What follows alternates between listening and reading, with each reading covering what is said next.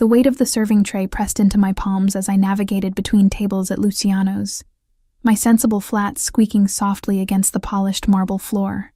The restaurant hummed with the low murmur of expensive conversations, punctuated by the delicate clink of crystal stemware and silver cutlery against bone china. 8 hours into my shift, and my lower back throbbed with the familiar ache that came from standing too long, smiling too much, and pretending my psychology doctorate meant nothing when men addressed me as sweetheart instead of by name. I adjusted my grip on the tray, balancing 3 plates of osso buco that cost more than my weekly rent. The scent of saffron risotto mingled with truffle oil, expensive perfumes, and the faint metallic tang of my own exhaustion. My feet hurt. My jaw hurt from maintaining the pleasant expression required of service staff in establishments like this. Everything hurt, really. But the tips at Luciano's kept my student loans from defaulting and paid for my brother's medical expenses. So I smiled through it. Table 7 needs water refills. Marco, the floor manager, hissed as he passed me near the kitchen doors. His cologne was too strong, always too strong, like he was trying to mask the smell of his own anxiety. And Mr. Caruso's party just arrived. Private room. Don't keep them waiting.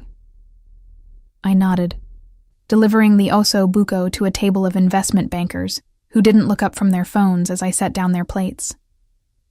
Invisible. That's what we were supposed to be here.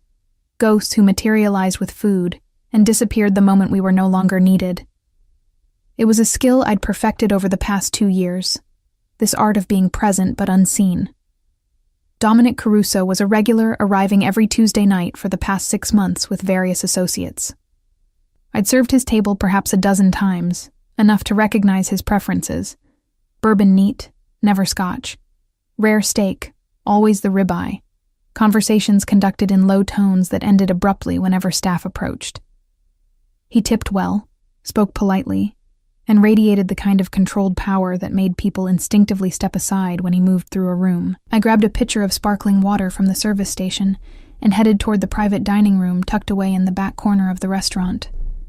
The hallway leading to it was quieter, insulated from the main dining area by heavy velvet curtains and thick walls. My reflection in the gilded mirrors lining the corridor showed a woman in her late 20s with dark hair pulled back in a severe bun, minimal makeup, and tired eyes that had seen too many late nights studying behavioral patterns and not enough sleep. The private dining room door was slightly ajar. Through the gap, I could see Dominic seated at the head of an oval table, his broad shoulders filling out a charcoal suit that probably cost more than my car. 3 men sat with him, their voices a low rumble that I couldn't quite make out. I raised my hand to knock when something stopped me. It was subtle. So subtle that most people would have missed it entirely. But 2 years of intensive training in micro-expressions and behavioral analysis had taught me to notice the infinitesimal shifts in body language that betrayed true intent.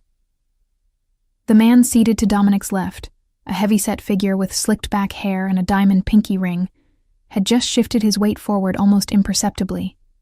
His shoulders tensed, his jaw clenched, his eyes flickered to the man across from him. A signal, quick and loaded with meaning. The man across the table responded with the barest nod.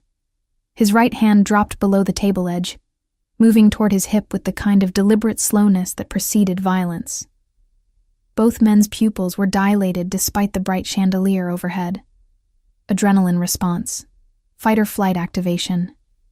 They were preparing for something.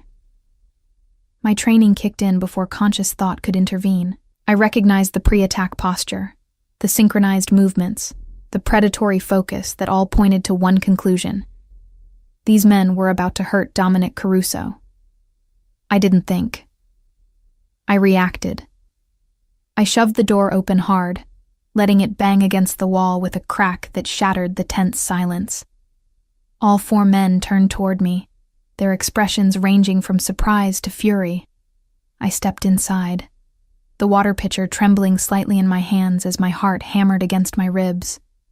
"Mr. Caruso," I said, my voice louder and steadier than I felt. "There's an urgent phone call for you at the front desk." They said it's about your mother. A medical emergency. It was a lie. A complete fabrication. But I needed to disrupt whatever was about to happen. To break the momentum of the violence that had been coiling in the room like a spring wound too tight. Dominic's storm-gray eyes locked onto mine. For a moment, everything else fell away. The other men, the elegant room, my racing pulse. There was an intelligence in his gaze that seemed to cut through my flimsy excuse and see directly into my intent. He didn't believe me. But something in my expression must have communicated the urgency, the warning I was trying to convey.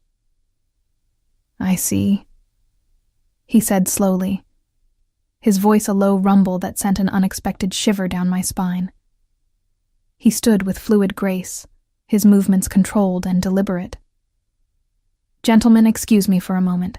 The man with the pinky ring half rose from his seat. "Dom, it can wait." "No," Dominic interrupted, his tone brooking no argument. "It can't."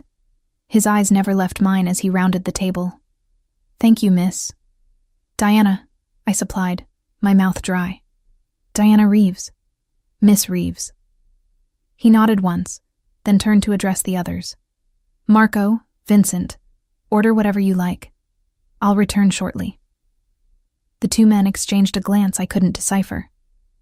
The one called Marco, the heavy-set man with the ring, forced a smile that didn't reach his eyes. "Of course. Take your time." Dominic moved past me into the hallway, and I followed, acutely aware of the eyes boring into my back.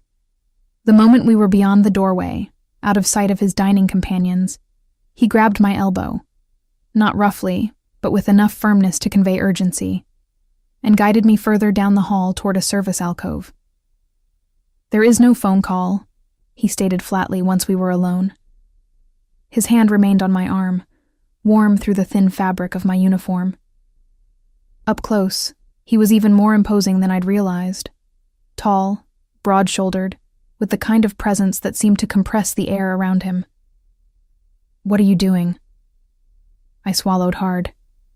"They're going to hurt you. The two men sitting on either side of you. Their body language. The way they were positioning themselves. I've studied behavioral analysis. I know what pre-attack posture looks like, and they were about to make a move."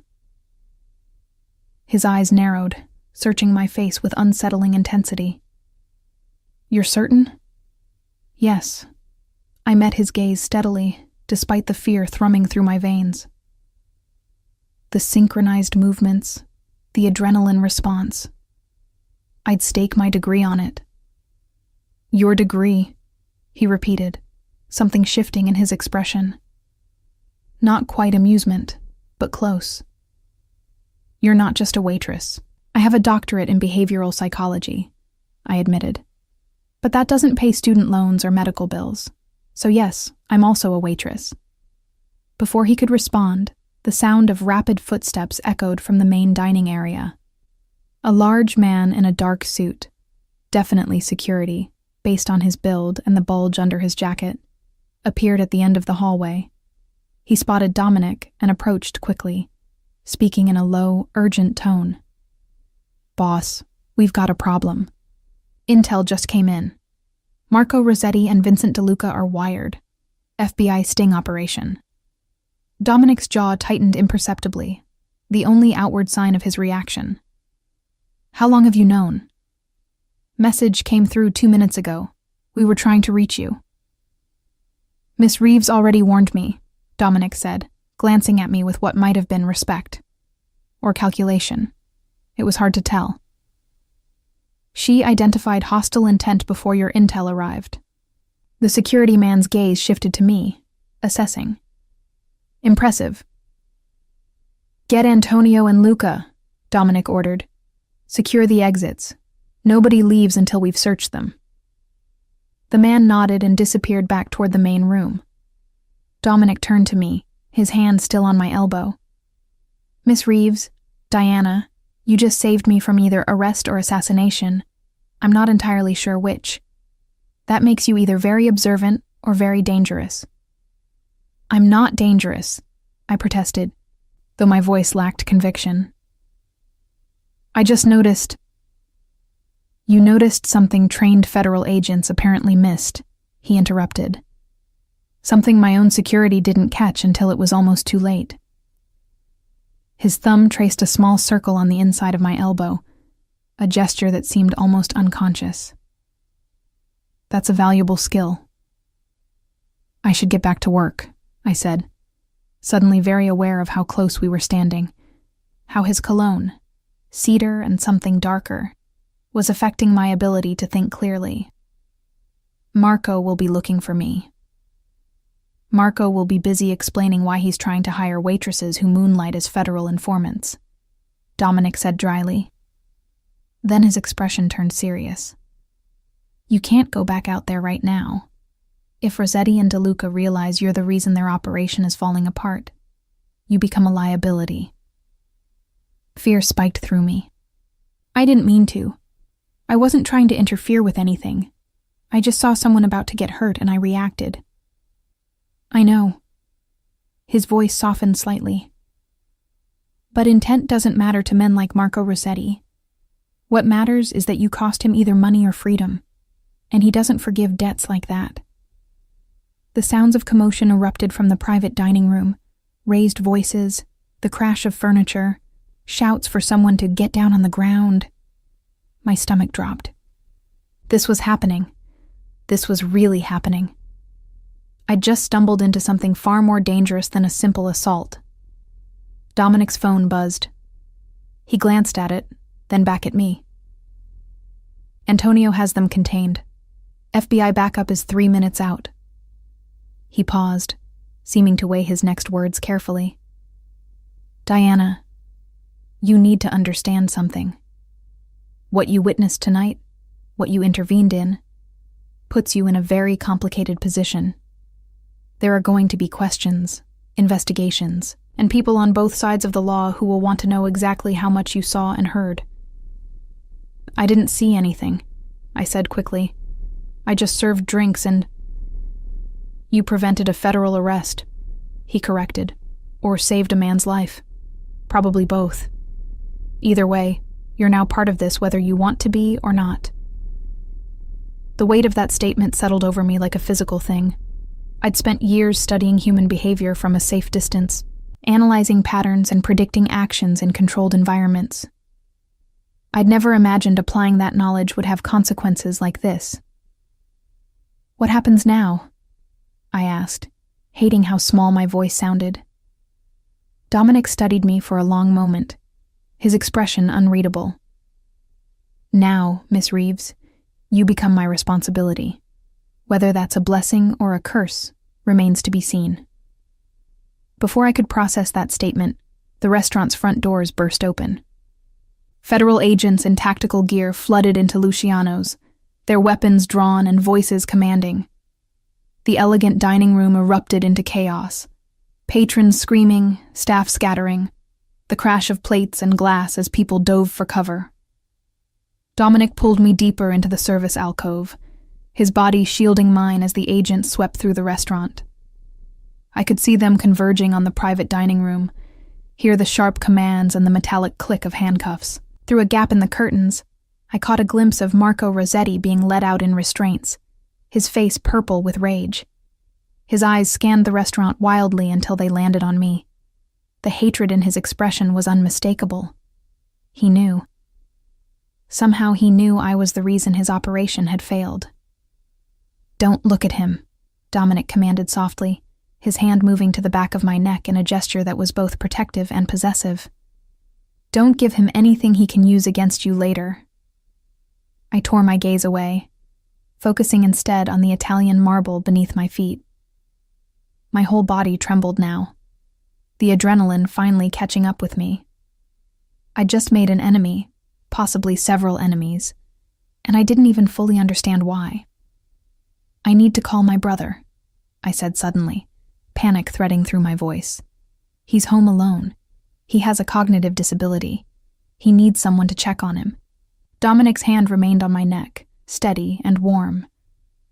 Where does he live? Lincoln Park, about 20 minutes from here. He pulled out his phone with his free hand, typing rapidly. Done. I'm sending someone to watch your building. He'll be safe. I blinked up at him. Why would you do that? Because Marco Rossetti is vindictive, and if he can't hurt you directly, he'll go after the people you care about. His gray eyes held mine. And because you saved my life tonight, Diana, that creates a debt, one I intend to repay. The federal agents were beginning to spread through the restaurant now, interviewing staff and patrons. One of them, a woman with short auburn hair and a FBI windbreaker, was heading in our direction. Agent Morrison, Dominic greeted her before she could speak. I believe you're looking for Marco Rossetti. I'm happy to provide a statement. Mr. Caruso. Her tone was professional but cold. We'll need statements from everyone who was in the private dining room tonight. Of course. He gestured to me. This is Diana Reeves, one of the servers. She was bringing water when she noticed something concerning about my guest's behavior and alerted me. I'd only just stepped out when your team arrived. Agent Morrison's sharp eyes assessed me. What exactly did you notice, Miss Reeves? I took a breath, choosing my words carefully. The men seemed tense. Their body language was aggressive. I thought there might be an argument, so I interrupted to give Mr. Caruso a chance to step away. It wasn't entirely a lie, but it wasn't the whole truth either, and I could tell from Agent Morrison's expression that she knew it. We'll need you to come to the field office tomorrow to give a formal statement, she said. Both of you. Of course, Dominic agreed smoothly. Diana, why don't you give Agent Morrison your contact information? I need to speak with my legal team. He released me then, stepping away to make a phone call.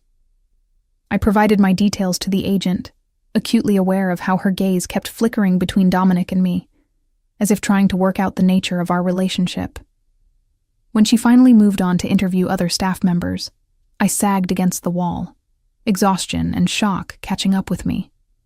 The restaurant was still in chaos, guests being escorted out, crime scene technicians arriving, Marco's voice carrying from the private room as he hurled accusations and threats. Dominic returned, tucking his phone back into his jacket. My car is out front. I'm taking you home. I can take the bus. No. His tone left no room for argument. You're not taking public transportation tonight, not after what just happened. I don't even know you, I protested weakly, though part of me recognized the truth in his concerns. For all I know, you're as dangerous as the men who were going to attack you. Something flickered in his expression. Not offense, but something darker. Acknowledgement. I am dangerous, Diana. Make no mistake about that. But not to you. Never to you.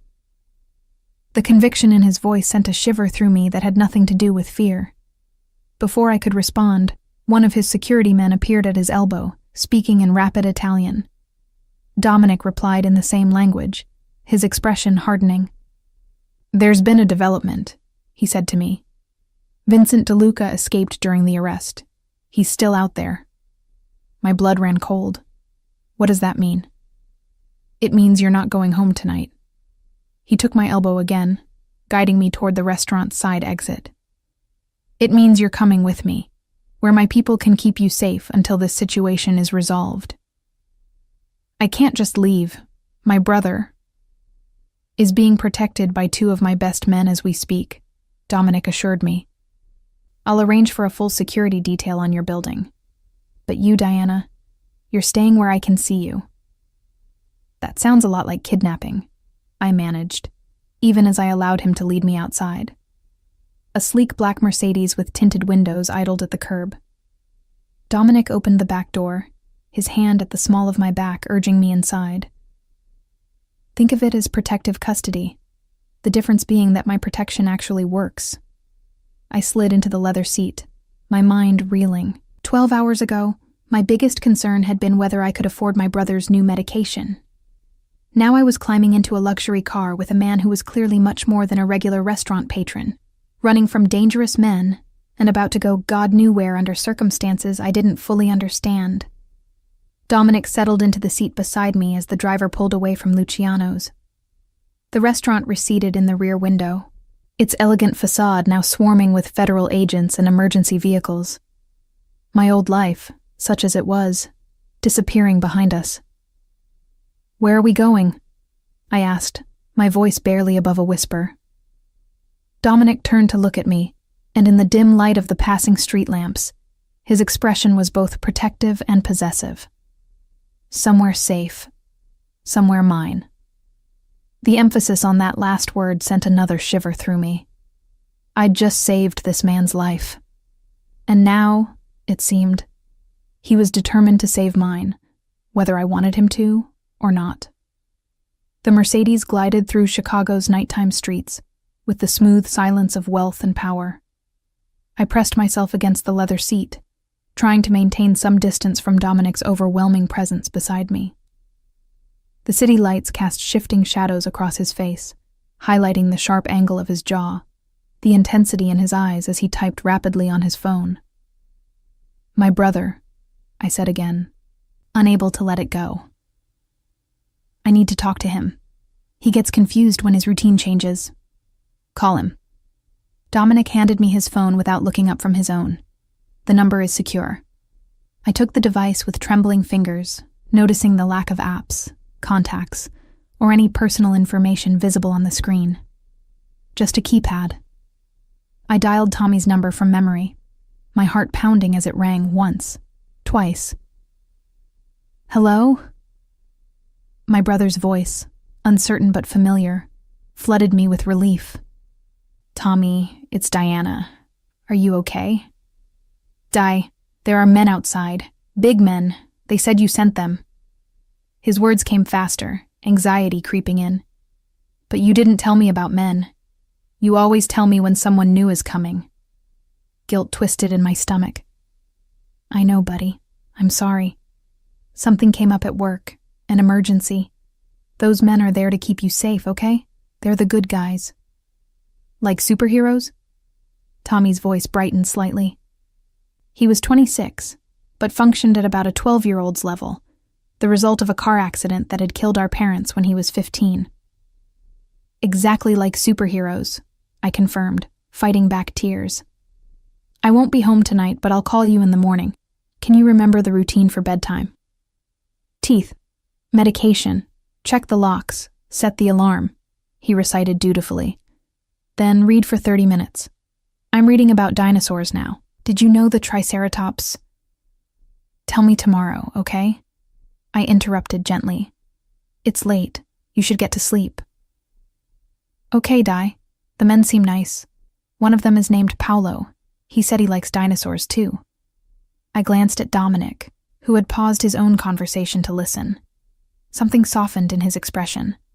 Not pity, but understanding. He'd deliberately chosen men who would make Tommy feel comfortable. "That's good," I managed. "I love you, Tommy." "Love you too. Don't forget to eat dinner. You forget when you work late." The simple concern in his voice nearly broke me. "I won't forget. Sleep well." I ended the call and handed back the phone. "Thank you for sending someone who would understand. I have a nephew with Down syndrome," Dominic said quietly. "I know how important consistency and the right approach are." He resumed typing, then added, "Your brother will have 24-hour security until this situation is resolved. The team I assigned knows how to be discreet and patient." "How long will that be? This situation?" "Depends on how quickly we find Vincent DeLuca." His jaw tightened. "And on what he decides to do next." The car turned onto Lakeshore Drive, heading north toward the luxury high-rises that overlooked the water. We pulled into an underground garage beneath a gleaming glass tower, passing through multiple security checkpoints. Each gate required biometric scans, each level monitored by cameras that tracked our descent into what felt like a fortress. "Paranoid much?" I couldn't help asking. "Careful," Dominic corrected. "There's a difference." The car stopped in a private bay, and he exited first, coming around to open my door. Welcome to my home. A private elevator whisked us up to the top floor, the entire top floor apparently, which opened directly into a penthouse that made Luciano's look modest by comparison. Floor-to-ceiling windows offered a panoramic view of the city and lake, the lights glittering like scattered diamonds. The interior was all clean lines and expensive materials, marble, dark wood, leather, and steel arranged with masculine precision.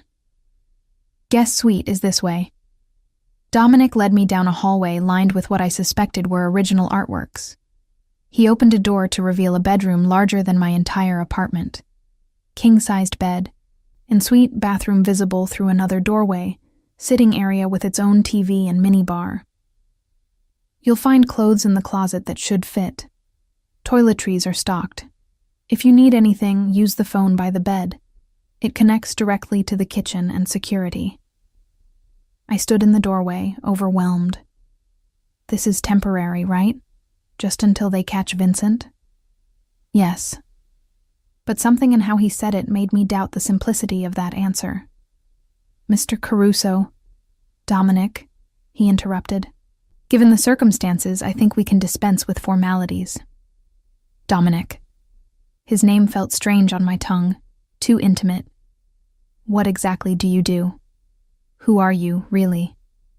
He studied me for a long moment, seeming to weigh how much to reveal. I'm a businessman.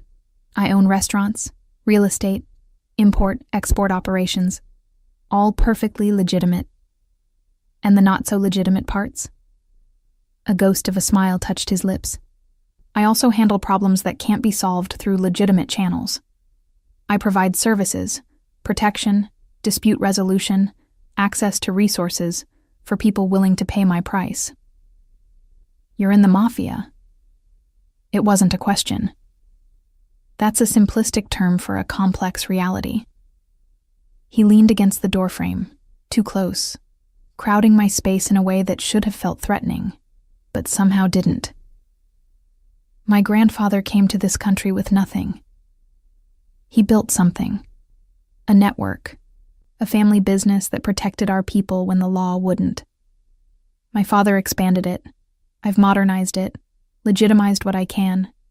But yes, there are aspects of my work that exist in moral gray areas. Gray? I couldn't keep the skepticism from my voice. You were about to be assassinated or arrested tonight. That's not gray. That's felony black. Marco Rossetti was a business partner who got greedy. He thought he could sell information to the FBI and to my competitors simultaneously. Play both sides. Dominic's expression hardened. He was wrong. Men like him don't understand loyalty, don't comprehend that some betrayals carry permanent consequences. What will happen to him? I asked, though I wasn't sure I wanted the answer. Prison, if the FBI's case holds. If it doesn't. He shrugged. Justice finds its own path. The casual way he referenced what sounded like murder made my stomach clench. And Vincent? The one who escaped? Vincent is more dangerous because he's desperate. He knows I know about his betrayal. He can't go to the FBI. They'll arrest him on sight. He can't come to me. I'd kill him. Dominic said it matter-of-factly, as if discussing weather.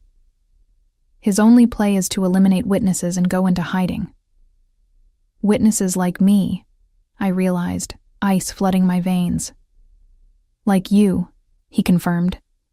Which is why you're staying here, where I can control every variable, every entrance and exit, every person who gets within 100 yards of you.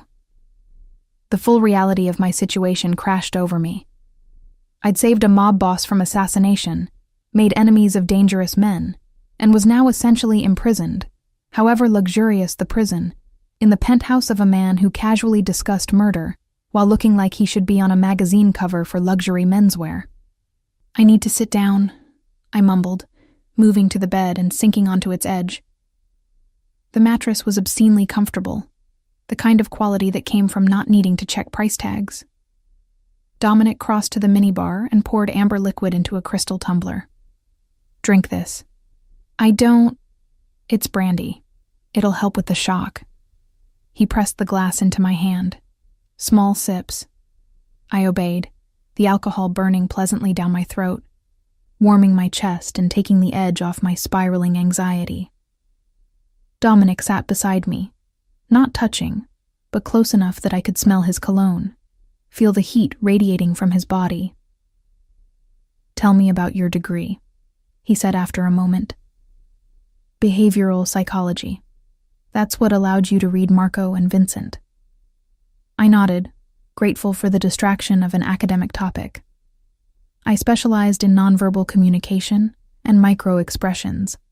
The theory is that people can control their words, but their bodies betray their true intentions through involuntary signals.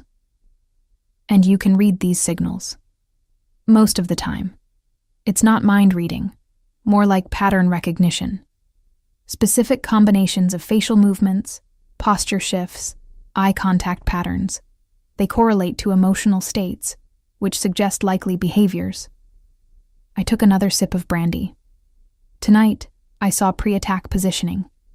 The shoulder tension, the synchronized eye contact, the hand movements toward concealed weapons. Classic indicators. Impressive. There was genuine admiration in his voice. "I employ people to watch for exactly those signs, and they missed what you caught in seconds. Your people were probably watching you, watching the room. I was watching your guests because..." I hesitated. "Because?" he prompted. "Because you interested me," I admitted, the brandy loosening my tongue. "You always did. You'd come into Luciano's, and I'd find myself analyzing your interactions, trying to understand the power dynamics at play. You command attention without demanding it. People defer to you instinctively. It's fascinating from a behavioral standpoint." His eyes darkened with something I couldn't quite identify. "So I was a case study." Everyone's a case study when you're trained to see patterns. I finished the brandy, setting the glass aside. "But yes, you particularly. You don't fit standard power profiles. You're not aggressive or domineering in obvious ways, but people treat you like you're dangerous. Why?" "Because I am dangerous," he said simply. "I just don't need to advertise it." "The most effective predators don't," I mused, my psychology professor brain overriding my common sense. "They use subtlety, patience, strategic positioning. They make prey come to them." "Is that what you think you are?" His voice dropped lower, taking on an edge. "My prey?" The question hung between us, loaded with implications I wasn't ready to examine. "I think I'm a complication you didn't expect. A variable that doesn't fit your usual calculations." "You're right about that." He stood abruptly, putting distance between us. "Get some rest. Tomorrow we deal with the FBI, with Vincent, with the mess Marco created. Tonight you're safe. That's all that matters." He moved toward the door, but I stopped him with a question. "Why does it matter? Why do you care if I'm safe?" Dominic paused, his hand on the doorframe. "Because you saved my life, Diana. That creates a bond, whether you want it or not. In my world, such debts are sacred." He glanced back at me, and for a moment, his carefully constructed mask slipped, revealing something raw and almost vulnerable. "And because I suspect you're going to be far more important to me than either of us anticipated." Before I could process that statement, he was gone, the door clicking shut behind him. I sat alone in the lavish guest room, my mind spinning with everything that had happened in the past few hours.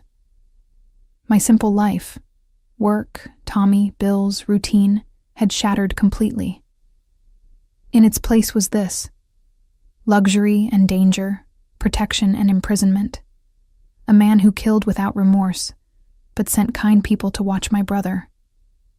I moved to the window, looking out at the city stretched below. Somewhere out there, Vincent DeLuca was planning his next move. The FBI was building their case. Marco Rossetti was in custody, likely plotting revenge. And I was here, in a tower of glass and steel, under the protection of a man I barely knew, but had somehow bound myself to through one impulsive act of intervention. My phone buzzed. Not Dominic's secure device, but my own, which I'd forgotten was in my apron pocket. A text from an unknown number. I know where your brother lives. Next time my men won't be so friendly. Stay quiet, or Tommy pays the price. The blood drained from my face. I grabbed for the room phone, my hands shaking as I pressed the button Dominic had indicated connected to security. He answered on the first ring, as if he'd been waiting. Someone just threatened Tommy, I said, my voice breaking. A text from an unknown number. I'm on my way. The line went dead.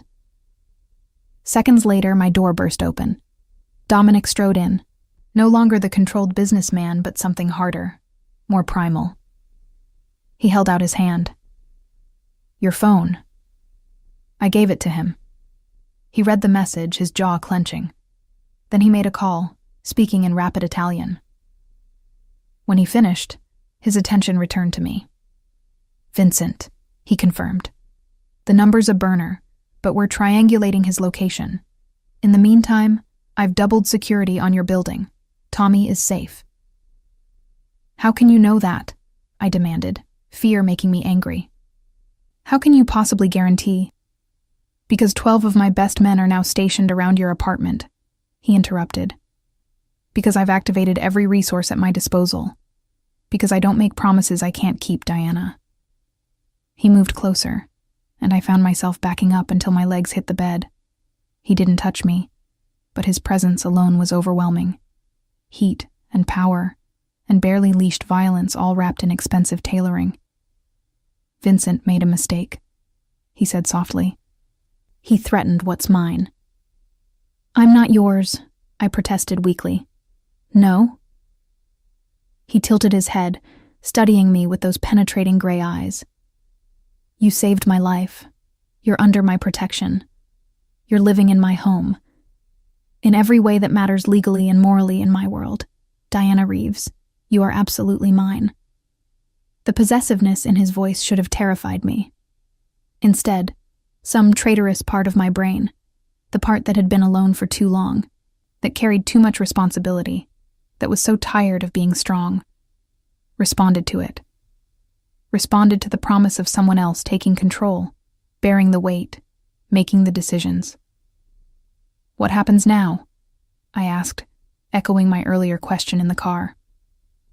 Dominic's hand came up to cup my face, his thumb tracing my cheekbone with surprising gentleness.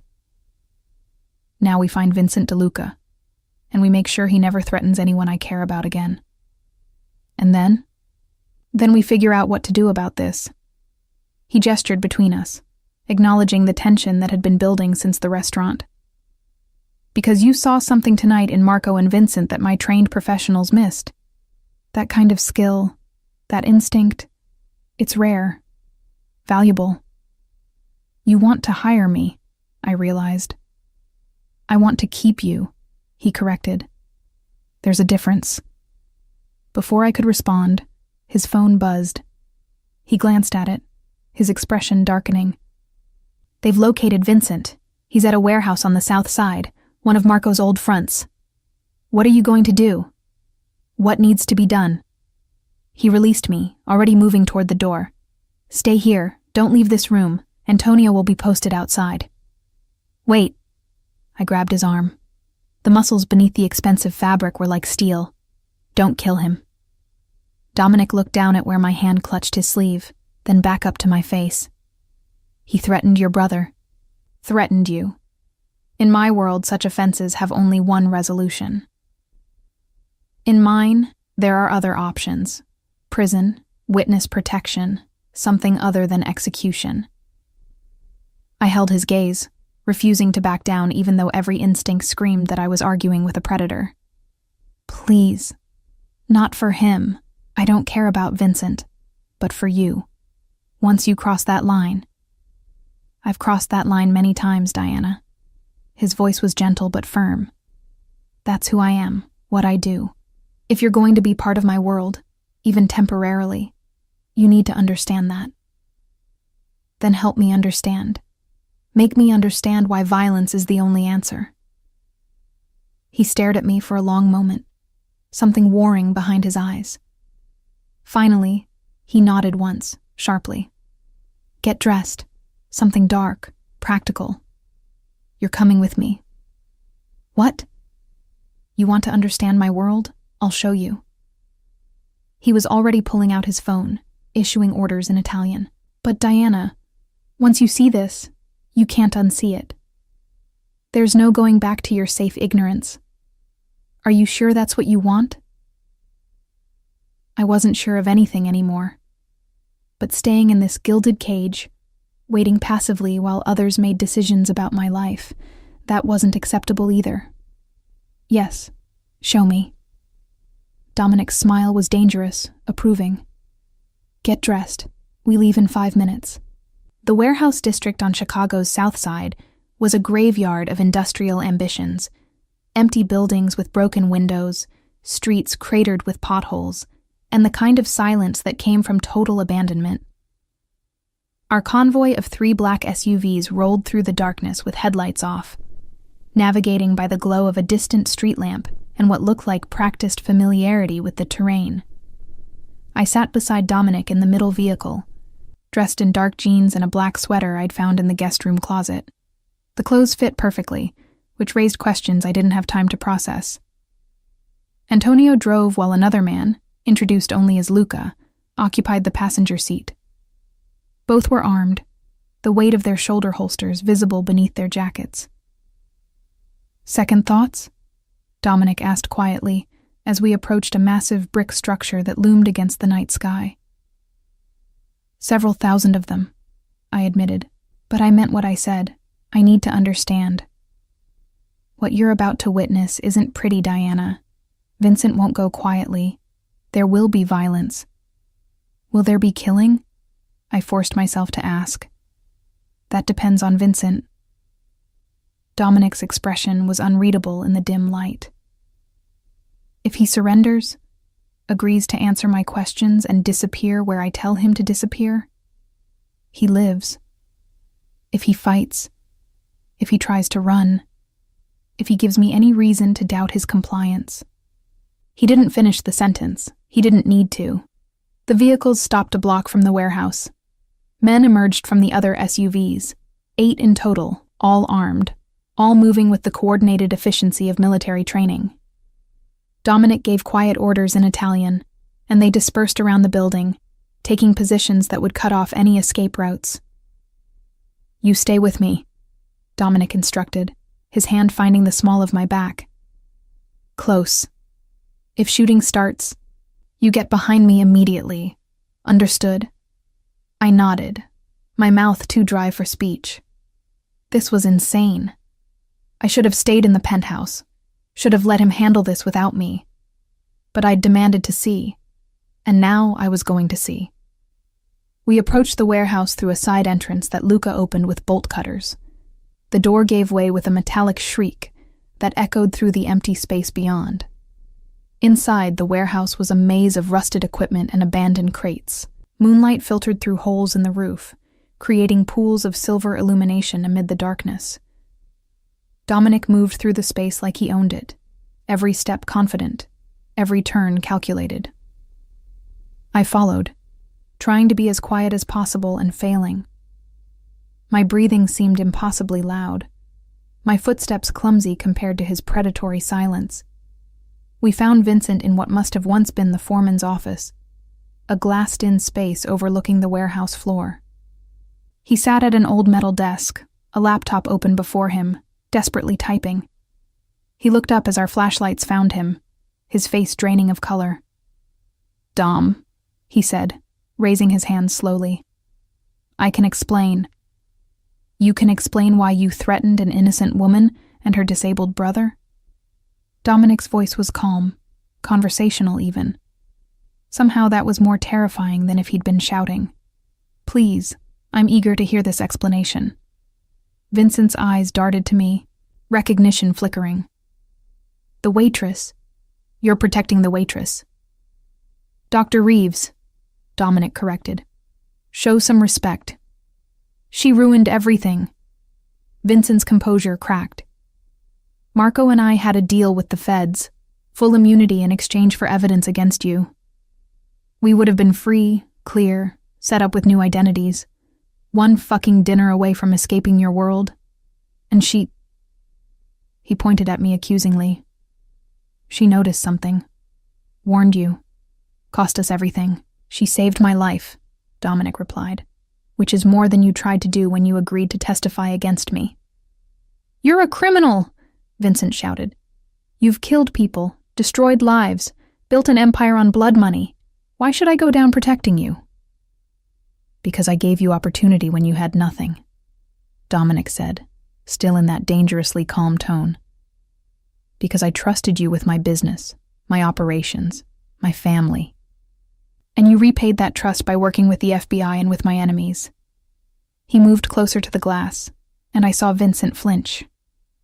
Betrayal has consequences, Vincent. You knew that when you made your choice. So what now? Vincent tried for defiance, but his voice shook. You kill me? Make me disappear? That's your answer to everything, isn't it? Not everything. Dominic glanced at me. Dr. Reeves here thinks there might be alternative resolutions. She believes in second chances, in rehabilitation over execution. What do you think, Vincent? Do you deserve a second chance? Vincent's gaze shifted to me, desperate hope flickering. Yes. God, yes, I'll disappear. Go somewhere you'll never find me. I won't testify, won't talk to anyone. Please. I felt the weight of both men's attention on me. This was why Dominic had brought me here. Not to witness violence, but to participate in the decision. To understand that mercy wasn't simple, that sometimes the choice between killing and letting live carried its own complications. Can you trust him? I asked Dominic quietly. If you let him go, will he keep his word? No, Dominic answered honestly. Men like Vincent, men who betray once, they betray again. It's pattern behavior. You'd understand that better than most. He was right. I did understand. Vincent's micro-expressions told the story clearly. The darting eyes calculating escape routes. The tension in his shoulders preparing for flight. The rapid breathing indicating adrenaline and desperation, rather than genuine remorse. This wasn't a man seeking redemption. This was a cornered rat looking for any way out. But you wanted to see my world, Dominic continued. Wanted to understand why violence is sometimes necessary. Here's your lesson, Diana. I can let Vincent go, trust his promises, and wait for him to betray me again. Putting you, your brother, and dozens of others at risk. Or I can eliminate the threat permanently. His eyes held mine. What would you do? The question hung in the air between us. I looked at Vincent, really looked at him with all my training and experience. Saw the calculation behind his desperate pleas, the absence of genuine contrition, the likelihood of future betrayal, written in every line of his body language. I'd want to believe people can change, I said slowly. But prediction models based on past behavior are frighteningly accurate. If someone has betrayed trust once, especially when motivated by self-preservation rather than circumstance, the probability of repeat behavior increases exponentially. So? Dominic pressed. I took a shaky breath. So, eliminating the variable that introduces unacceptable risk is statistically rational. It wasn't agreement to murder. Not exactly. But it was acknowledgement that sometimes, in worlds like Dominic's, the mathematics of survival didn't allow for idealistic solutions. Dominic nodded slowly, something like approval in his expression. Then he turned to Vincent. You have one chance. Tell me everything you told the FBI. Every detail about my operations, every name you mentioned, every piece of evidence you provided.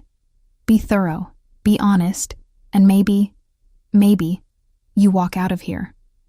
And if I don't, Then Dr. Reeves's statistical analysis proves correct, and we eliminate the unacceptable risk. Dominic's tone left no room for doubt. Choose quickly. What followed was the most surreal hour of my life. Vincent talked, his words recorded by Luca on a device I suspected wasn't standard law enforcement issue. He detailed the FBI's investigation, the evidence Marco had provided, the deals they'd been offered. He named the agents involved, described the surveillance methods, revealed the informants within Dominic's organization. I watched, fascinated despite my horror, as Dominic extracted every piece of information with surgical precision. He never raised his voice, never made explicit threats. He simply asked questions in that calm, measured tone, and Vincent answered, compelled by fear and the slender hope of survival. When it was done, Dominic studied Vincent for a long moment. You understand that if you ever speak of this to anyone, FBI, police, a priest, your own mother, I'll know. And what happens then won't be quick or merciful. Vincent nodded frantically. I understand. I swear, I'll disappear. You'll never hear from me again. You'll disappear where I tell you to disappear, Dominic corrected. Argentina. I have associates there who will ensure you stay disappeared. You'll work for them. Modest employment that keeps you busy and monitored. Any attempt to leave South America, any contact with American authorities, any deviation from the conditions I set.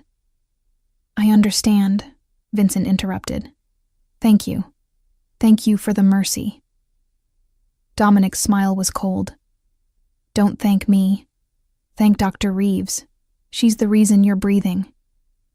Vincent's eyes found mine again, and for the first time, I saw genuine emotion, not gratitude, but resentment. I'd just become the person who'd spared him, which meant I was also the person to blame for his exile. In saving his life, I'd made another enemy. The drive back to the penthouse was silent. I sat frozen, replaying the night's events, trying to reconcile what I'd witnessed with everything I'd believed about justice and morality. Dominic had given me exactly what I'd asked for. A glimpse into his world, an understanding of why he made the choices he made. And I couldn't deny that his logic, within the context of that world, had been sound. You're quiet, Dominic observed as we rode the private elevator up to his penthouse. I'm processing. I leaned against the elevator wall, suddenly exhausted. You were right. I can't unsee what I saw tonight. Regret coming? I considered that. No, I needed to understand. To see that your world operates by different rules than the one I'm used to. I don't know how to reconcile what I know is right with what makes practical sense in your reality. The elevator doors opened to his penthouse. Antonio peeled off to check in with the security team, while Dominic led me toward the guest suite. But instead of leaving me at the door, he followed me inside, closing it behind us. The reconciliation you're looking for doesn't exist, he said. My world and yours, they're not compatible. You operate by academic theories and ethical frameworks. I operate by survival and power dynamics. The fact that you're trying to find common ground shows you don't fully understand yet. Then help me understand. I turned to face him, frustrated by my confusion, by his certainty, by the way he made absolute morality seem naive. You gave Vincent mercy tonight because I asked. That suggests some ethical framework beyond pure pragmatism. I gave Vincent mercy because you wanted to see if mercy was possible, he corrected. It was a lesson, Diana. One that demonstrated why such mercy is often unwise. Vincent will be monitored, controlled, but he'll also resent his exile.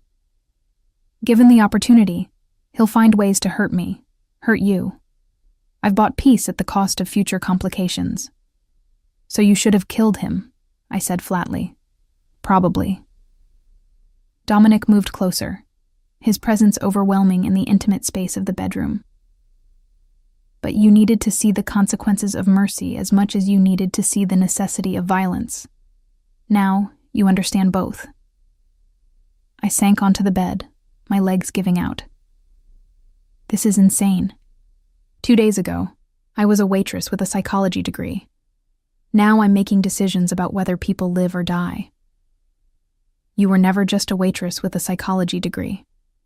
Dominic sat beside me, close enough that I could feel his heat. You were always more than that.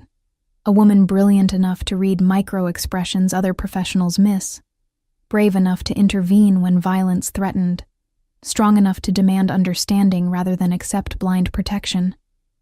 The question isn't whether you belong in my world, Diana. The question is whether you're willing to accept that you already do. His words struck something deep inside me, a truth I'd been avoiding.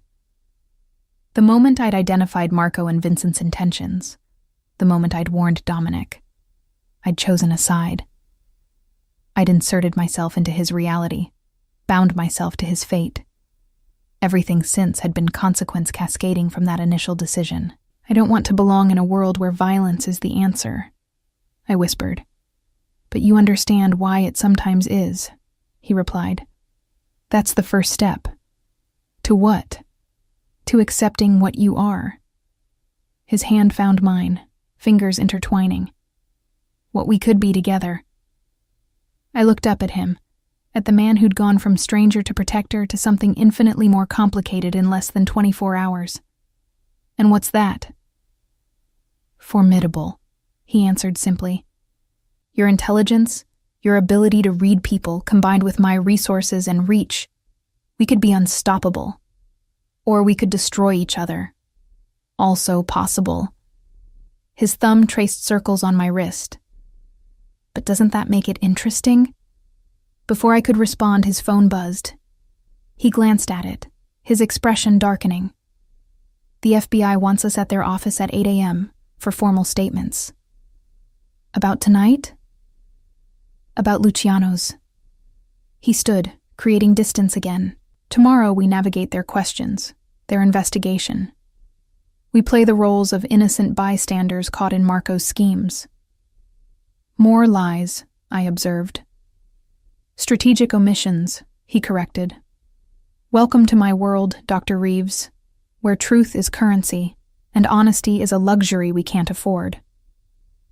The FBI field office smelled of burnt coffee and institutional disinfectant, a sharp contrast to the leather and sandalwood I'd grown accustomed to in Dominic's penthouse.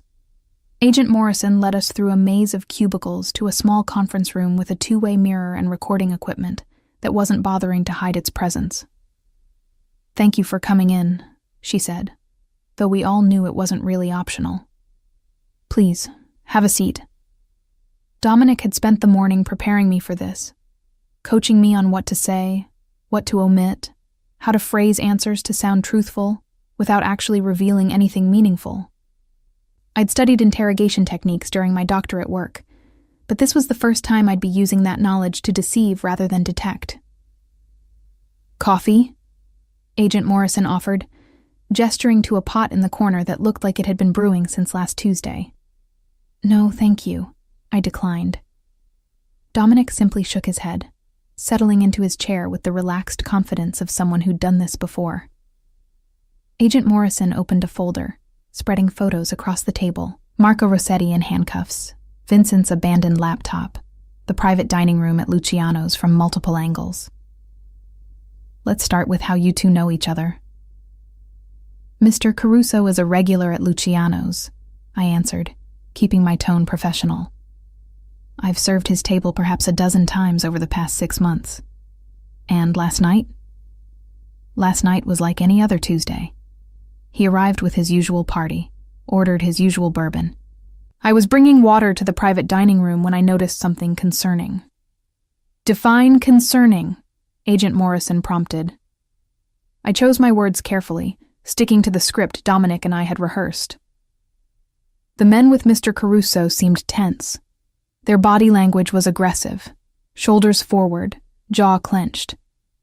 As someone with a psychology background, I'm trained to notice such things. I thought there might be an argument developing, possibly violence, so I interrupted with an excuse about a phone call to give Mr. Caruso a chance to step away. And that's when we received the tip about Rossetti and DeLuca being wired, Agent Morrison said, not quite making it a question. Interesting timing. Fortunate timing, Dominic interjected smoothly. If Diana hadn't created that interruption, your agents might have arrested me along with Marco and Vincent. I'm grateful for her quick thinking. Yet you left the restaurant with Miss Reeves immediately after the arrests, Agent Morrison noted. Why? Because Vincent escaped, Dominic replied, and because Marco was shouting threats about what he'd do to anyone who'd interfered with his plans. I thought it prudent to ensure Diana's safety until the situation stabilized. Agent Morrison's eyes flickered to me. Did you feel you needed Mr. Caruso's protection, Miss Reeves? Dr. Reeves, I corrected automatically, and yes. Marco looked at me like he wanted me dead. I was terrified. That part at least was true. So you went home with Mr. Caruso, Agent Morrison pressed, to his penthouse apartment, where you spent the night. The implication hung heavy in the air. I felt heat rise to my cheeks but kept my expression neutral. I stayed in his guest suite, under the protection of his security team. Given that Vincent DeLuca was still at large and had made threats. What threats? Agent Morrison pounced on the word. Damn, that hadn't been in the script. Dominic's hand found mine under the table, a warning and a comfort simultaneously. Vincent sent a threatening text to Diana's phone last night. Something about knowing where her brother lives, warning her to stay quiet. I have the message if you'd like to see it. Agent Morrison's expression tightened. Why didn't you report this immediately? Because I was more concerned with ensuring my brother's safety, I said, finding my footing again. Mr. Caruso arranged for security at my apartment. My brother has special needs. He requires consistency and care. I needed to know he was protected before I could think about official reports. Your brother Tommy. I nodded. He has a cognitive disability. He lives with me. Agent Morrison made a note. We'll need to see that threatening message, and we'll want a list of everyone who had access to your phone number. Of course, Dominic agreed smoothly. The interview continued for another hour. Questions about Marco's behavior, about Vincent's role, about what business dealings Dominic had with the two men. Dominic answered with practiced ease, painting himself as a legitimate businessman betrayed by partners who'd gotten involved with federal investigations without his knowledge. One last question, Agent Morrison said as we stood to leave. Dr. Reeves, you have a doctorate in behavioral psychology, specializing in micro-expressions and nonverbal communication, correct? Yes. And in your professional opinion, was Mr. Caruso aware of Rossetti and DeLuca's cooperation with federal authorities before last night? The room went still. This was the trap, the question designed to catch us in a lie. If I said yes, it suggested Dominic knew and had planned some kind of counter-operation. If I said no, it contradicted the obvious sophistication of his response. I met Agent Morrison's gaze directly. In my professional opinion, Mr. Caruso was as surprised as anyone when your agents arrived. His micro-expressions showed genuine shock, pupil dilation, slight jaw drop, momentary freeze response. Those aren't reactions you can fake. It was true. I had seen genuine surprise on Dominic's face. Not at the betrayal, but at the timing of the FBI raid. Agent Morrison studied me for a long moment, then nodded. Thank you both for your cooperation. We'll be in touch if we have additional questions. Outside the field office, Dominic's hand settled at the small of my back as we walked to his waiting car. Well done, he murmured. That was the critical question, and you handled it perfectly. I told the truth, I said. You were surprised. But not for the reasons Agent Morrison thinks. He opened the car door for me. That's the art of deception, Diana. Not lying, but allowing people to draw incorrect conclusions from truthful statements. As we drove back toward his penthouse, my phone buzzed. Tommy's number.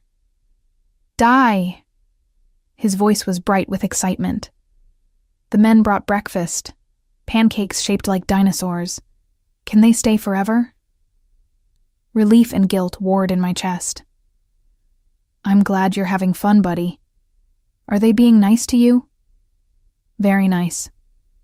Paolo is teaching me about velociraptors. Did you know they were actually small? Movies make them big.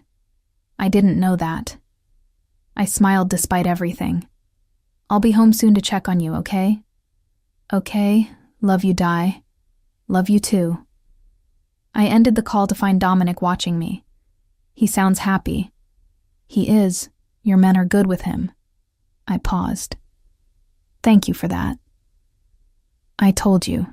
I understand what he needs. His expression softened. My nephew Marco is 12 now. When he was younger, finding people who could communicate with him properly, who wouldn't lose patience with his repetition and literal thinking. It was challenging. Is that why you're doing this? Because of your nephew? I'm doing this because you saved my life, and then dared to demand I spare Vincent's, Dominic replied.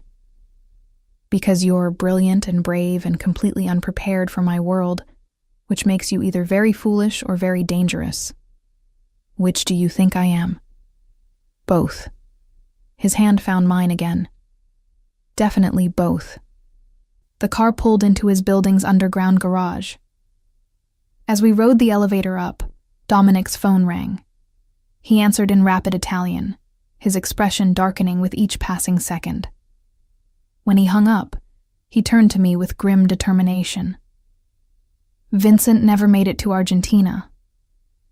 My stomach dropped. What happened? Someone intercepted him at O'Hare. My people found his body an hour ago. Dominic's voice was matter of fact, but tension radiated from him. Professional hit. Single shot to the back of the head. But you let him go. You gave him mercy. And someone else decided mercy wasn't warranted, he interrupted. Marco had partners beyond Vincent, people who saw Vincent's survival as a liability. The implications crashed over me. They'll come after me too. Yes. No hesitation, no false comfort. Which is why you're not leaving this building until we identify who ordered the hit. For how long? However long it takes. The elevator doors opened to his penthouse. Welcome to protective custody, Diana. Real protective custody, not the FBI's version. I stepped into what I now recognized as my gilded cage. Beautiful, luxurious, and utterly inescapable. 3 weeks. 3 weeks of luxury and confinement, of learning Dominic's world from the safety of his penthouse fortress. 3 weeks of watching him conduct business from his home office, legitimate deals during the day, shadier operations after dark. 3 weeks of meals together, conversations that ranged from philosophy to psychology to the economics of organized crime. 3 weeks of magnetic tension building between us like a storm waiting to break. Tommy had adjusted to the new routine with surprising ease. Dominic had moved him into a secure apartment in the same building, 3 floors down, with round-the-clock care from people trained to work with cognitive disabilities. My brother was thriving. His dinosaur collection had tripled, and Paolo had become his best friend. Look. Tommy showed me his latest drawing during my daily visit. A T-Rex labeled Paolo, protecting a smaller dinosaur labeled Tommy from a scary-looking Spinosaurus. Paolo keeps me safe from bad dinosaurs. I hugged him tight, grateful and guilty in equal measure. This was the best care he'd ever received, the most stable his life had been since our parents died. And it was all funded by a man whose business model included violence and coercion. The Rostelli family ordered Vincent's execution, Dominic told me that evening over dinner, homemade linguine prepared by his personal chef. They were Marco's silent partners in the FBI cooperation. When Vincent survived, they saw him as a risk. And now? Now they're concerned about you. He set down his wineglass. They know you identified Marco and Vincent's intentions. They know you convinced me to spare Vincent. They see you as an unpredictable variable. What do they want? To meet you, to assess whether you're a threat. Dominic's expression was carefully neutral. I've arranged a dinner, tomorrow night, here. Fear spiked through me. What if they decide I am a threat? They won't. His certainty was absolute. Because you're going to read them the way you read Marco and Vincent.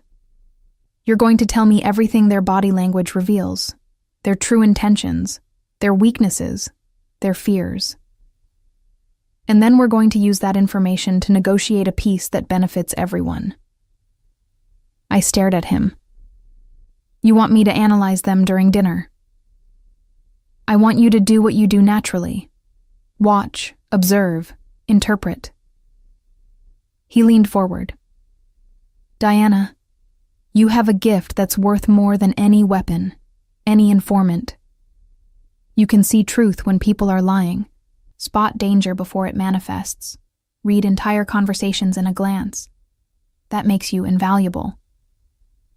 Or it makes me a target. Both, he acknowledged, which is why I need you to be brilliant tomorrow night. Show the Rostellis that you're an asset, not a liability. The next evening, I dressed carefully in a navy sheath dress that Dominic had provided. Elegant but professional, conveying intelligence without sexuality. He'd coached me all day on the Rostelli family dynamics. Angelo, the patriarch, ruled through reputation and ruthless pragmatism. His son Dante handled operations, smart but impulsive. His daughter Valentina managed their legitimate businesses, the most dangerous because people underestimated her. They arrived at 8, precisely. Angelo was exactly what I'd expected. Silver-haired, impeccably tailored, with the kind of presence that commanded immediate respect. Dante was younger, handsome in an aggressive way, his expensive suit unable to hide the coiled violence in his posture. But it was Valentina who surprised me. Beautiful in a calculated way, her designer dress and perfect makeup a deliberate distraction from the sharp intelligence in her eyes.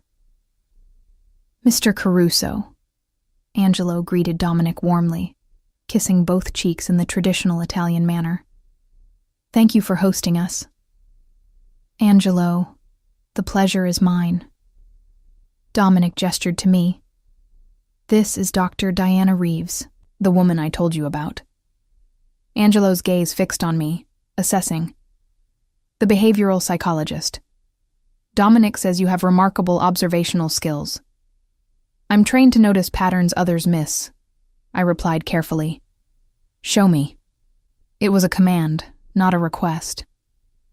I glanced at Dominic, who gave an almost imperceptible nod. Permission. I turned my full attention to Angelo, letting my training take over. You're in pain. Lower back, probably chronic. You favor your right side when you stand. The medication you're taking, strong, likely opioid-based, is affecting your cognition slightly. You're slower to respond than you'd like, which frustrates you because you've built your reputation on mental acuity. Angelo's expression didn't change, but Valentina's eyes widened fractionally. Dante's hand moved toward his jacket. Weapon reach, defensive instinct. You're also worried about succession, I continued, watching Angelo's micro-expressions. Dante is your heir, but you question his judgment. Valentina is more capable, but tradition dictates male leadership. It's creating tension in your organization. The silence that followed was electric. I'd crossed a line, revealed family secrets they'd carefully hidden. Dominic's hand found the small of my back, steady pressure. Trust me, it said. Then Angelo laughed. Dominic, you weren't exaggerating. She's extraordinary. The tension broke. Dante relaxed marginally. Valentina smiled, genuine amusement lighting her face. We moved to the dining room, where dinner became a strange kind of performance. I watched, analyzed, occasionally shared observations that demonstrated my value without threatening their dignity. Dante, you disagree with your father about something recent, I mentioned during the main course. Your jaw clenches when he discusses expansion strategy. You think it's too aggressive, too visible. Dante stared at me, then nodded slowly. The harbor development. It's attracting too much federal attention. He's not wrong, Angelo admitted, but opportunity requires risk. Calculated risk versus reckless ambition, I observed. The distinction matters. By dessert, the Rostellis were treating me less like a curiosity and more like a consultant. They asked questions.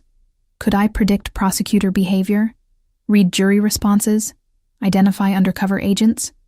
My answers were theoretical, academic, but they understood the practical applications. You should work for us, Valentina said as coffee was served. That mind, those skills, they'd be invaluable. She works for me, Dominic replied, his tone allowing no argument. A waste, Angelo countered. One family cannot monopolize such talent. Perhaps a partnership, Valentina suggested, her sharp mind already calculating. Dr. Reeves consults for both organizations. Shared resource, shared benefit. I looked at Dominic, uncertain.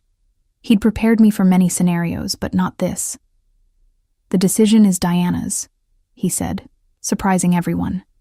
She's not property to be negotiated over. All eyes turned to me. In that moment, I understood the choice I was really making. Accept their offer, and I'd become fully integrated into this world, no longer a protected civilian but an active participant. Refuse, and I'd remain dependent on Dominic's protection, indefinitely trapped in this gilded cage. I'll consult, I heard myself say, but on my terms. I don't participate in violence. I don't enable harm to innocents. I provide analysis, nothing more. Angelo studied me. Fair terms. Agreed. Just like that, my fate was sealed. I was no longer Diana Reeves, waitress with a psychology degree. I was Dr. Reeves, consultant to Chicago's criminal elite. The absurdity of it should have terrified me. Instead, I felt something else. Purpose. After the Rostellis left, Dominic pulled me into his arms. You were magnificent. I just sold my soul, I murmured against his chest. No. You just found your true calling. He tilted my face up to his. You're meant for this, Diana. Not the waitressing, not the academic obscurity. This. Using your brilliance to navigate power, to predict chaos, to shape outcomes. By helping criminals. By helping people survive. His thumb traced my cheekbone. That's what this world is. Survival. You understand that now. I did. Somewhere over the past weeks, my moral absolutes had developed nuance. I'd seen Dominic's people. The families they protected, the communities they supported, the justice they provided when legal systems failed. It wasn't black and white. It was every shade of gray. What happens now? I asked. Now you become invaluable. He kissed me then. Finally, after weeks of tension and proximity, and carefully maintained distance. The kiss was consuming, possessive, a claiming that went beyond physical desire to something deeper and more dangerous. When we broke apart, both breathing hard, his eyes held a promise and a warning. You're mine now, Diana, completely. And the terrifying truth was, I wanted to be. 6 months later, I stood in Dominic's office, our office now, analyzing surveillance footage of a federal prosecutor's deposition. My ability to read micro-expressions had become legendary in Chicago's underworld. Cases were won or lost based on my assessments of witness credibility.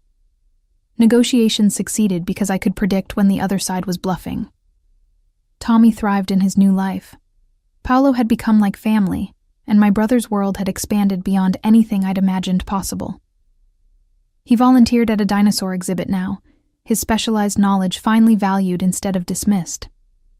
The prosecutor is lying, I told Dominic, freezing the footage on a telltale flash of fear in the man's eyes. He knows the evidence is fabricated, but he's proceeding anyway. Someone's pressuring him. Who?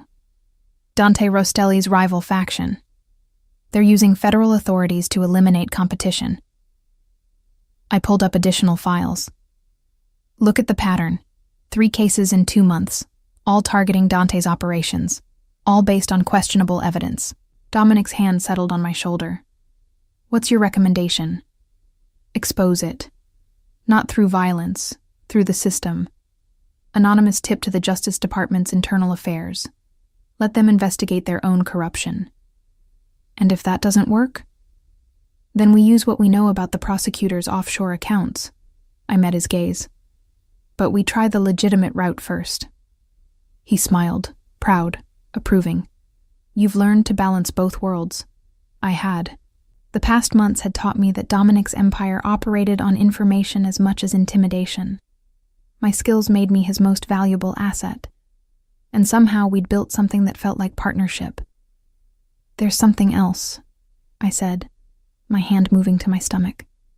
Something we need to discuss. Dominic went very still. Diana, I'm pregnant. The words were both terrifying and exhilarating. 8 weeks. For a moment he just stared. Then he pulled me into his arms, his face buried in my hair. A baby. Our baby. Is this... I couldn't finish the question. Everything, he said fiercely. This is everything. That night, we made plans. Not for a normal life. That ship had sailed, but for our life. Dominic would continue legitimizing his operations, creating a world our child could inherit without shame. I would keep consulting but focus on advisory work, staying away from immediate danger. Marry me, Dominic said as we lay tangled together afterward. Make this real. Make us a family. I thought about everything I'd become, everything I'd accepted. The violence I'd witnessed, the compromises I'd made, the lines I'd crossed. I thought about Tommy, safe and happy. About the baby growing inside me. About the man who'd seen my potential and helped me claim it, even in his dark world. Yes, I whispered. 2 years later, I adjusted the twins in their double stroller, Dominic Jr. and Sophia, 18 months old, and already showing signs of their father's stubborn determination and my analytical mind. Tommy walked beside me through Millennium Park, Paulo as always at his side, both men serving as protectors and companions. The Caruso Empire had transformed under our partnership. Dominic handled operations. I handled intelligence. Together, we'd built something more sophisticated than Chicago had seen. Criminal elements balanced by legitimate businesses. Violence replaced by strategic pressure. Territory gained through negotiation rather than bloodshed. The Rostellis remained allies. Valentina and I had become genuine friends, her business acumen complementing my psychological expertise. Angelo had retired, leaving Dante in charge but with Valentina as equal partner. My observations about their complementary skills had convinced the old man to break with tradition. Dr. Caruso, a young woman approached hesitantly. I recognized her from one of our legitimate businesses, a community center Dominic funded. I wanted to thank you. My brother got the scholarship you recommended him for. He starts college next month. That's wonderful, I said warmly. Tell him to stop by the center if he needs anything. This was our empire now. Power used for protection. Influence leveraged for opportunity. We weren't saints. Dominic still made decisions that kept me awake at night. But we were building something better than what had existed before. Happy? Dominic asked that evening as we put the twins to bed. I looked at our children, at the home we'd created, at the life we'd built from chaos and choice. Complicated, I answered honestly. But yes, happy. He pulled me close. I love you, Dr. Caruso. I love you too. I kissed him, tasting our future, uncertain, dangerous, but ours. Look at me now, I whispered, echoing the thought I'd had that first night. Look at what we've become. Magnificent, he replied. Absolutely magnificent. And despite everything, I believed him. 3 years later. The federal courthouse steps were cold beneath my Louboutin, a gift from Dominic for our 3rd anniversary, bought with money I no longer questioned the source of. Agent Morrison stood at the top of those steps, her expression a mixture of determination and something that looked almost like pity. Dr. Caruso, she called down to me. We need to talk. Alone. I glanced back at the black SUV where Dominic waited, his silhouette visible through the tinted windows. Paolo stood with Tommy near the fountain, my brother laughing at something about Pachycephalosaurus headbutting. The twins were home with their nanny, safe, innocent, unaware that their mother was about to make a choice that would define the rest of our lives. 5 minutes, I agreed, climbing the steps. Morrison led me inside to a small conference room. She spread photographs across the table, surveillance images of Dominic meeting with known criminals, financial records showing money laundering, transcripts of wiretapped conversations. And there, in the center of it all, my own image, entering the Rostelli compound, analyzing interrogation footage, consulting on territorial disputes. 3 years of evidence, Morrison said quietly, enough to bring down the entire Caruso organization. Dominic, Angelo Rostelli, Valentina, Dante, everyone, including you. My hands trembled as I looked at the documentation of everything I'd become. What do you want? Testimony. Full cooperation. You wear a wire. You document everything. You help us build an airtight case. She paused. In exchange, immunity for you and your brother, witness protection, a chance to start over somewhere safe, somewhere clean. And my children? They stay with you. They grow up away from this world, away from violence and corruption. Morrison's voice softened. Diana, I've watched you for 3 years. I know you're not like them. You're a psychologist who got caught in circumstances beyond your control. You can still get out. Could I? I thought about the past 3 years, the power I'd wielded, the decisions I'd influenced, the lives I'd shaped through my analyses. I'd convinced myself it was for good, that I was making the best of impossible situations. But looking at these photographs, I saw the truth. I'd become exactly what I'd once feared, an active participant, a willing collaborator. How long do I have to decide? I whispered. 48 hours. After that, we move forward with or without you. Morrison stood. Think about your children, Diana. Think about what kind of world you want them to inherit. I walked back to the SUV in a daze. Dominic opened the door himself, his eyes immediately catching the distress I couldn't hide. What happened? He demanded as we drove away. Morrison, she has everything. 3 years of evidence. I couldn't look at him. She wants me to testify, offered immunity and witness protection. The car went silent. Even Paolo, driving, tensed visibly. What did you tell her? Dominic's voice was carefully controlled, the tone that preceded either violence or absolute calculation. That I needed time to think. To think. He laughed, but there was no humor in it. After everything we've built, everything we've become together, you need to think about betraying me? Not betraying. Saving. I finally met his eyes. Dominic, our children are growing up surrounded by armed guards and bulletproof glass. Sophia asked me yesterday why we can't go to the park without Paolo and 6 other men. She's 3 years old, and she already knows she's different, already senses the danger. They're safe, protected. They're prisoners! The words exploded from me. Just like I was when you first brought me to your penthouse. Beautiful, luxurious prisoners in a gilded cage. Is that what you want for them? For DJ to learn his father's business? For Sophia to marry into another crime family? Dominic's jaw clenched. I'm legitimizing everything. In 10 years. In 10 years, there will be new enemies, new threats, new reasons why we can't live normal lives. I felt tears streaming down my face. I love you. God help me. I love you so much. But I'm drowning in this world. And I'm taking our children down with me. We arrived at the penthouse in crushing silence. Dominic dismissed Paolo and the security team, leaving us alone in the living room where 3 years ago he'd first explained what protective custody really meant. You saved my life that night at Luciano's, he said quietly.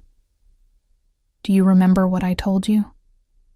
That it created a bond, a debt that would never be fully repaid. I remember. I've spent 3 years trying to repay it, protecting you, elevating you, giving you purpose and power. I've shared everything with you, my empire, my secrets, my heart. He moved closer, his hands framing my face with devastating gentleness. But I realize now that I've been paying the wrong debt. You didn't just save my life, Diana. You showed me what life could be, what love could be, what family could mean beyond duty and bloodlines. Dominic, let me finish. His thumb wiped away my tears. I've built this empire on fear and control. I've convinced myself it was necessary, that the ends justified the means. But looking at our children, seeing the fear in Sophia's eyes when she asks about the guards, I understand what I'm really building. Not a legacy, a prison. For them, for you, for myself. He stepped back, his expression resolute. Go with Morrison. Take the deal. I stared at him, certain I'd misheard. What? Testify. Bring down my organization, the Rostellis, all of it. His voice was steady, final. Give our children the life they deserve. You'd go to prison, for decades, maybe life. I know. A ghost of his old smile touched his lips. But our children would be free. You'd be free. That's worth any price. I can't, Dominic. I can't do that to you. Yes, you can. He pulled me into his arms one last time. You're the strongest person I've ever known. Strong enough to survive my world. Strong enough to save me from it. Strong enough to walk away. We stood there, holding each other, as the sun set over Chicago. The city we'd ruled together, the empire we'd built, the life we were about to destroy. I love you, I whispered against his chest, memorizing his heartbeat, his scent, the solid strength of him. I love you more than I knew I could love anything, he replied. Which is why I'm letting you go. The beach house in Oregon was small compared to the penthouse. 2 bedrooms, a tiny kitchen, a porch overlooking the Pacific. But it was ours. Really ours. Bought with legitimately earned money from my consulting practice helping law enforcement agencies develop behavioral analysis protocols. Mama, look. Sophia ran toward me, her dark curls, so like her father's, flying behind her. I found a sand dollar.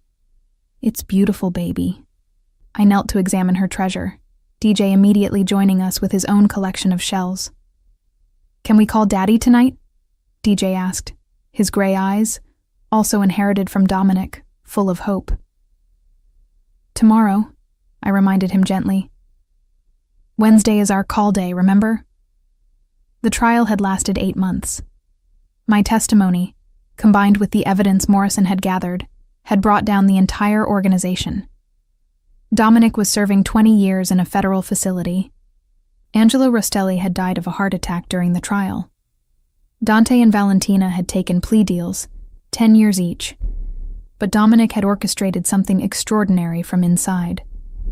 Before his sentencing, he'd restructured everything, transferred all legitimate assets into trusts for the children, ensured Tommy's lifelong care was funded, even arranged for Paolo to relocate near us as our family friend and protector. He'd turned his empire into something that could survive his absence, something that wouldn't drag his children down with him. The burner phone in my pocket buzzed. Our private line, untraceable, forbidden, but necessary. I waited until the twins were distracted building sandcastles before answering. "Hello, stranger." Dominic's voice was rough, deeper than I remembered. "How are you?" I asked, as I did every Wednesday. 18 months down, 18.5 years to go. He laughed softly. "But who's counting? Your lawyer says there's a chance for early parole. In 10 years, maybe. If I behave." A pause. "How are my babies?" I looked at the twins, healthy and sun-bronzed, laughing without fear, without armed guards, without bulletproof glass between them and normal childhood. "They're perfect. Free. Happy. Good." The satisfaction in his voice was absolute. "That's all that matters." "Not all," I whispered. "You matter. We miss you. I miss you." "I know. But Diana, listen to me. Don't wait for me. 10 years is too long. If you meet someone who can give you the life you deserve, stop. I couldn't bear it. There's no one else. There will never be anyone else." "Then I'm sorry," he said quietly. "Sorry that loving me cost you so much. It also gave me everything." I watched the sun set over the ocean, remembering another sunset in a penthouse that no longer existed. "You gave me purpose, power, children, love. You sacrificed your freedom so we could have ours. How could I regret that?" "You were supposed to have both," he said. "Freedom and love, not be forced to choose." "But I did choose. I chose our children's future, and I'd choose it again." I paused. "But Dominic, when you get out, whenever that is, we'll be waiting. This family will be waiting." His breath caught. "That's a long time to wait. Good thing I'm patient." I smiled through tears. "Besides, someone once told me that debts are sacred, that bonds created through salvation can never be broken.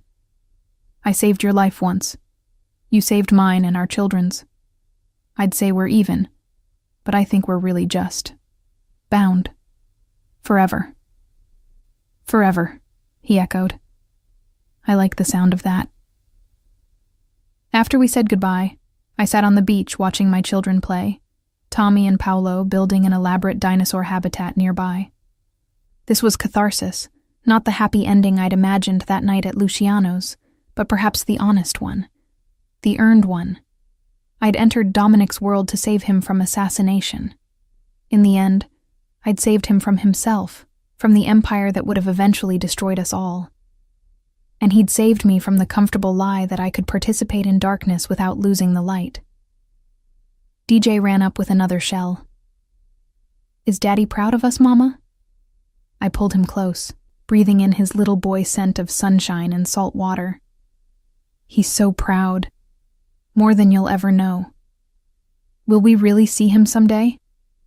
I looked out at the endless ocean, thought about the years stretching ahead, the impossibility and inevitability of waiting, of loving, of hope. "Yes, baby. Someday we'll all be together, a real family." "We're already a real family," Sophia insisted, joining our embrace. "Daddy said so. He said family is the people you love, even when they're far away." Out of the mouths of children. I held my babies close and let myself believe it, that love could survive prison walls and impossible distances, that sacrifice could transform darkness into light, that the man who'd once terrified me with his power had shown the greatest strength by giving it all up. "Look at us now," I whispered to the sunset, to the man hundreds of miles away behind bars, to the life we'd chosen over empire. "Look at what we've become. free, scarred, hopeful, waiting, and somehow, against all odds, still magnificently, impossibly, completely in love.